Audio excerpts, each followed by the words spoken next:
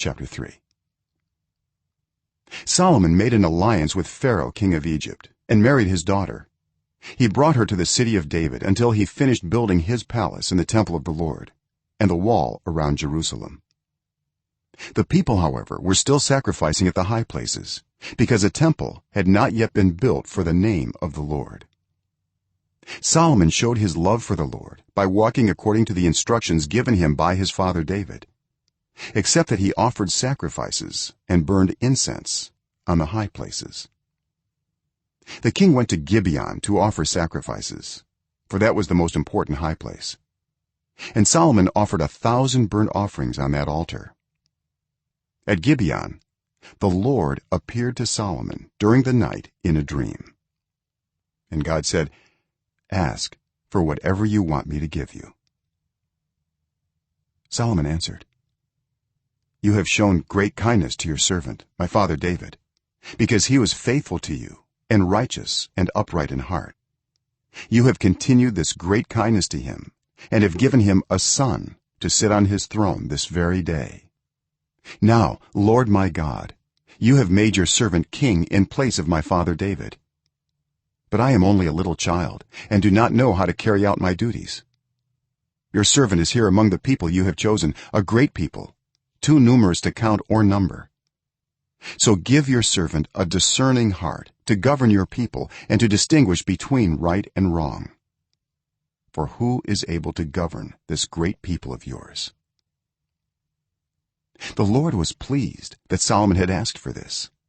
So God said to him, "Since you have asked for this and not for long life or wealth for yourself, nor have asked for the death of your enemies, but for discernment in administering justice, I will do what you have asked.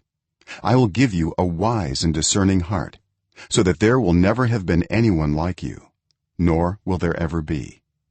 Moreover, I will give you what you have not asked for, both wealth and honor, so that in your lifetime you will have no equal among kings. And if you walk in obedience to me and keep my decrees and commands as David your father did, I will give you a long life." Then Solomon awoke, and he realized it had been a dream. He returned to Jerusalem, stood before the ark of the Lord's covenant, and sacrificed burnt offerings and fellowship offerings. Then he gave a feast for all his court. Now 2 prostitutes came to the king and stood before him. One of them said, "Pardon me, my lord, this woman and I live in the same house, and I had a baby while she was there with me. The 3rd day after my child was born, this woman also had a baby. We were alone. There was no one in the house but the 2 of us.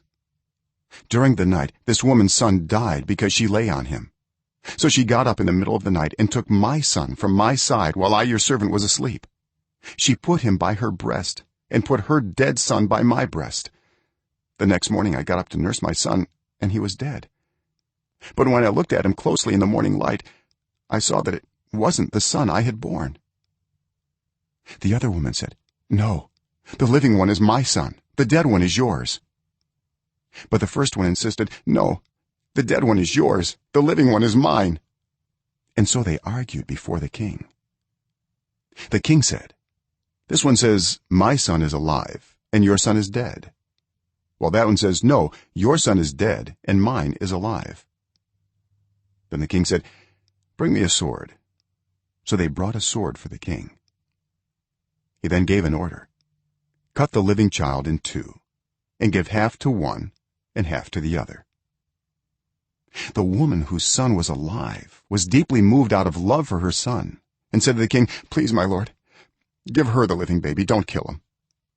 But the other said, "Neither I nor you shall have him. Cut him in 2." Then the king gave his ruling: "Give the living baby to the first woman. Do not kill him. She is his mother." When all Israel heard the verdict the king had given, they held the king in awe because they saw that he had wisdom from God to administer justice.